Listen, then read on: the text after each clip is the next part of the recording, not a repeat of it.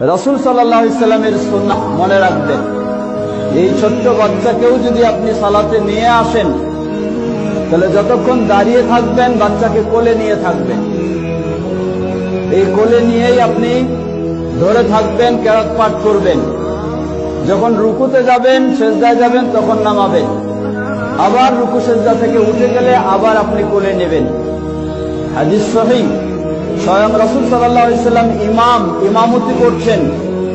তার নাতিনী জায়নাব রাদিয়াল্লাহু আনহার মেয়ে, ছোট্ট মেয়ে, তাকে নিয়েই আল্লাহ রাসূল সাল্লাল্লাহু আলাইহি ওয়াসাল্লাম ইমামতি করলেন।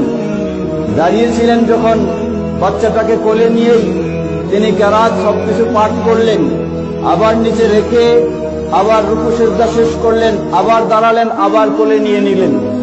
তা আপনার বাচ্চাটাকেও যদি এইভাবে কিছুক্ষণ কোলে রাখতেন, তাহলে সে হয়তো বা এত ভয়